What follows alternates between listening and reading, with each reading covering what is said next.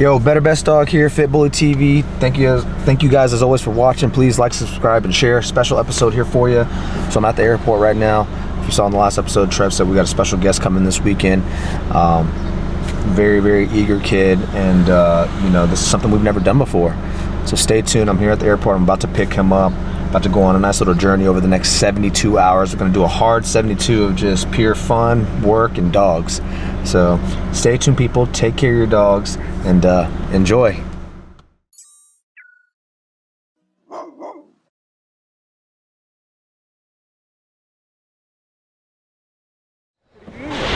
Jaleel? Nice to meet you, man. Jamarcus, man. Nice to meet you. Nice to meet you, man. Yo, order on camera. Look at that. We got him here. He's here, people. So he's about to go through a hard 72 of fun, work, and dogs.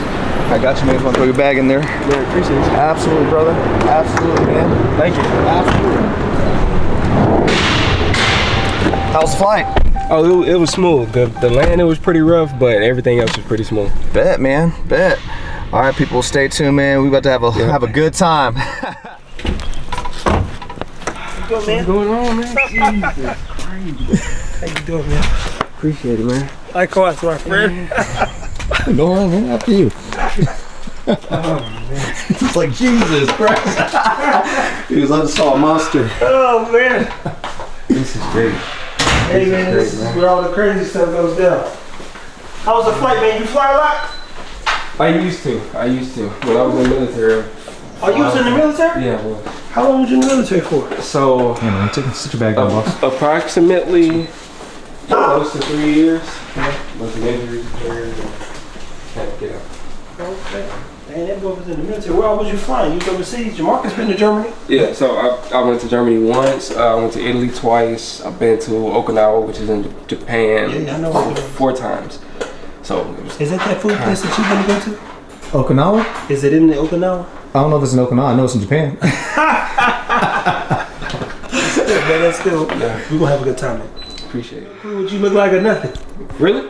All my pictures are on everything. I don't check nothing, bro. I don't even know. What is your last name? Wilson. Wilson. And your first name is Jaleel. Yep, Jaleel. See, I told you, Marcus, I don't know nothing about this dude, man. I literally have no clue. I asked him not one good question. I'm gonna ask you a couple good questions. You're young, so. But I'm like, bro, I don't know. I just think we can find something to do and put him in a good position. So, sometimes you gotta trust your gut, right? Yeah. But I'm betting on me every day, so it's one of those things where if I'm gonna bet against anybody, It's gonna be yourself. yeah, I don't bet against myself. That's why I was like, yo, when I get back, go ahead and get you out here, man, so we can see what we can do. I think you could be advantageous, and then you get to see how all the back end stuff works too. Okay. There's a lot of people who need help, man, and I ain't Jesus Christ. Right. You know, and even he had 12 disciples, and people don't know that. In some cases, it's believed that he didn't travel more than 30 miles in his life because he sent them out to do the work. He literally gave them power to go and do everything. So I'm like, dude, I need to be more empowering, Right. so we can help some more folks. But we got to build a bigger business too, and that's a whole nother level of thinking that I don't think a lot of people understand. So we'll get there, man. But we'll let the dogs out here in a second, man. Hear a little bit more about your story. Then we'll do a sit down too. I think that'd be good. Okay. Get him on one of those good interviews. Okay. Yeah, man, I appreciate it. Can't be more grateful. It's crazy. Who's watching your dogs? My girlfriend. Okay. Yeah, I got her. So she's got meal preps down and everything. She got down to the T, everything. I couldn't leave them in the hands of nobody else. I'm not taking them to no Kennels. So yeah. I was saying, no, that's always the hard part, man. Yeah, leaving them. Especially when they need a couple cups of dog food, you like this. Yeah, that was my hardest thing. Like seeing them this morning and like saying goodbye to them. Yeah, that was hard. That was hard. This is the longest that they've been away from me. 4 days. Yeah. Dang.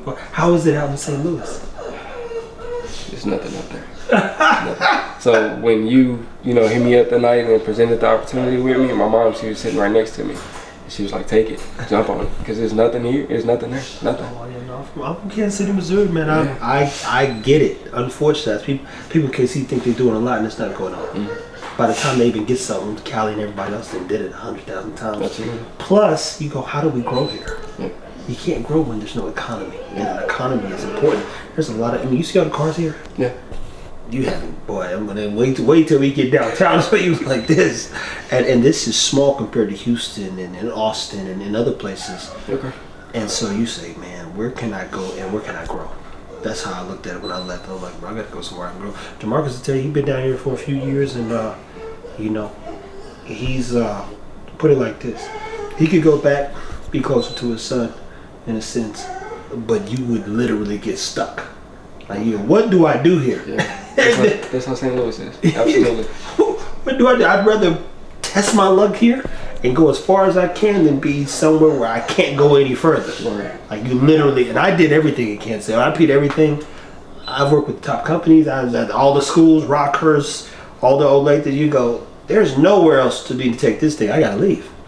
So big opportunity here, and I'm glad your mom. She's right, bro. Yeah. You know how many Negroes sitting up there wishing they could have done more, and telling them old porch stories. Yeah. She told me, she was like, well, we actually had that conversation that night, and she was like, you know, she knows I'm not a big social media guy. She know I wasn't gonna take it and like, oh, I got this going on, put it on social media because there's way too many people that's envious of what you got going on. Oh yeah. Me and Max was talking about this. I wouldn't know. Yeah. I wouldn't know. You know, I tell you this: when you focus on the task, and the task wasn't social media, the task is the dogs. So when you don't get confused because we're not comparing, we're doing the work, and when I start responding to messages, there's a whole other piece. Yeah. You like, I shouldn't have been talking out in the first place. I was being nice. Yeah. That's the truth. I was 80 messages a day, and they still coming in. And you go, oh man, we good. Like, I wouldn't even know where to begin now. Before I was like, I knock them all out. It's 80. Get them take care. Now I'm like this. There's nothing for us to discuss because there wasn't nothing to discuss on that 83 followers. We were posting. We were taking care of the dogs. We were training the dogs. We were having a good time. I'm not concerned. Envy, unfortunately, I think it runs deeper in our blood. Yeah, black folks. Yeah. Because objectively, white people get together and they work together. I've been around. They're the rich. They like, hey buddy, you want to invest in such and such? Get a couple mil with me. Absolutely. I feel like, I gotta lick this nigga. Yeah. You go, that ain't the most. But I have a different mentality, and we focus on the work, man. They always gonna be some haters. Yeah. And that's in every culture. But 9 out of 10, I'm even thinking like this. Who are the next 10 people? I don't think in the rest of my life 10 people should get within 5 feet of me for real life. Like, people seem one thing, but like, if I had to meet 10 more people, who would those 10 people be? For the rest of my life. Because I don't even like people. Right. So I'm literally, I thought about that this morning. If there was only 10 more people ever that I needed to meet, I don't want to meet no celebrities. On me, I can't, I don't even know if I'll get to 10. Like, 10 people that I need to meet? I can't think of it. But that's going to be something that I put on paper for myself where you go, these are the type of people, you being one of them. And it came to me, I'll go, this guy's coming out here, and we either want to work on putting him in a position that can change his life. Right. And if I had 9 more opportunities to change the world with the help of some others, who would those people need to be? Foundationally speaking, and outside of that,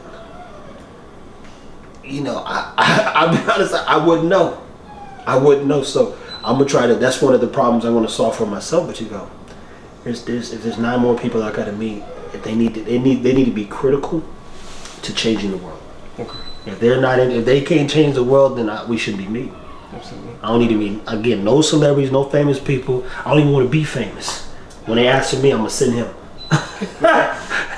So if you don't mind me asking, ask anything, man. What exactly did you see in me that made you want to reach out to me and put me in this position? Well, first I thought you was annoying. You thought I was annoying? As hell. I said, Lord have mercy, this motherfucker is commenting on everything. But one of my first reactions to everything, because I never react.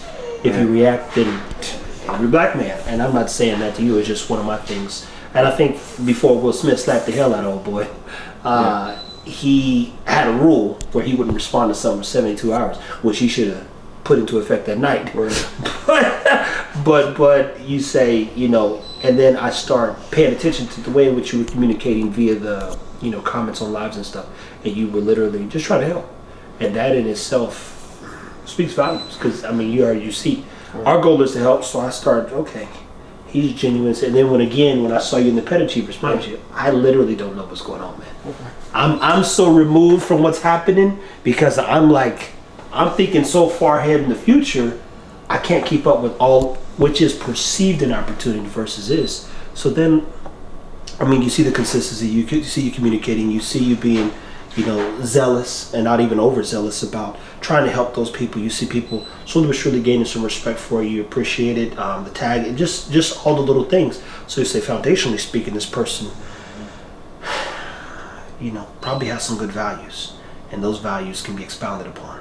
And with the right guidance, he could probably be a huge influence and impact in a lot of good people's lives. And keyword is good people, not the bad people, the good people. But you know what happened? If a bad person's teetering on the fence, they were like, I need to be a little bit more like old boy. Yeah. So you say, hey, there's a chance that we can take, and it don't cost that much.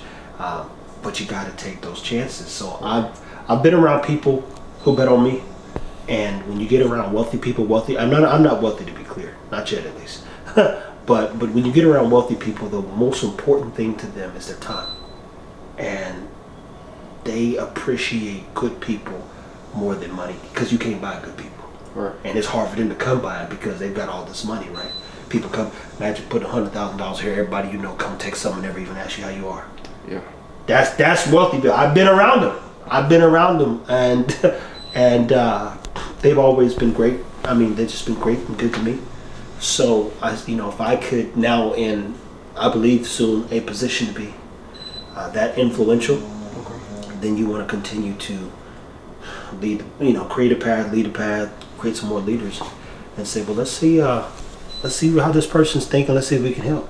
So it's just really, at the end of the day, it's a bet on a gut feeling and my instinct. My instinct's always protected me for the most part. Even with this energy, I'm like, yep, this is a good choice. Worst case scenario, he'll have a good time and go home. And enjoy yourself. Future-wise, way bigger opportunity. Okay. But you're exactly what I presume. Again, I don't know. When I say nothing, I don't check no profiles, man. When I was going through those messages back in there, I was like, yo, sorry. Someone's like, I'm a girl. I was like, oh, my bad. Wow. Because I'm not. I didn't want to do it in the first place. So I'm like rolling through the messages, hitting them with those voice memos and stuff. Yeah. Like, yeah, check it. Boom, typing them back and moving on. And then I put the phone down. I'm like, I don't even want to be on this thing, bro. So now that I've seen it, okay, yeah, no, we'll be fine here. We'll be able to help. But that's originally. It's like, oh boy, you wild. He going in with the info. He's like, hey, I had to screenshot the salt. Yeah. Yeah, so and I think that was one of the times I was like, oh, he's on a mission. But it's really just, you just want to take care of your dogs, put them in the best position possible. And for me, that's the equalizer. Okay. You take care of the dogs, the rest will take care of itself. And then if we can put you in a position to be successful, or assist in any way, shape, or form, then I'd like to do so. The same thing with them, Him, Stan, Hunter, help them all. Ruben, Chris, help them all, my friend. Hopefully it pays off. That's the goal, right? Okay. Absolutely. Yeah. So guys, listen. Jalil here. Jalil Wilson, to be clear. He is here visiting. Let me say this. I've got a big dream, high hopes, and some goals. And realistic, if I'm being honest, the dream ain't that big. To me, it's small. I even told Jamarcus, we hit 1 million on TikTok. I said, do you think it's really that hard? For me, I'm like, yo, is it really that hard? We're at 160. Is it really? YouTube, I remember we had 83 followers. Now we had almost 400,000 subscribers. You think it's really that hard? That's all my thing. Like, is it really that hard? Because, everyone Hunter put down in June. I mean, we're just now approaching a year being here and working through some stuff. And in my mind, it doesn't seem that hard. So what we're going to do next is going to be a little bit more complicated. So you need the right people around. I saw an opportunity to put this guy here in a position just to learn. And when I was his age, as I repeat, there's a guy who messaged me, said, you're not mediocre. I was at the club bouncing.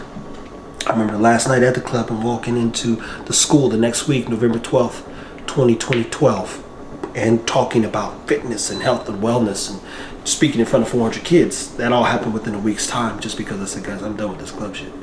So from there, I built a lot of different small businesses, and I think this is going to be the last business I built. not realistically, but like the one that sets everybody up for success. And if he and others can be a part of things, and I'd love to participate. And let me be very candid, as you know, I'm clear as hell. I was listening to the Best Man soundtrack, and I never understood personally culture. I don't get it. White people have always been, right to me, and black people have always been hateful. It's just the truth. So when I'm looking at this, I'm listening to the song with Tyrese and R.L. Hill and all those guys, and you think there's this group, right? There's these African Americans together. And then, you look at corporate America, and there's this group of directors of board, they're white people.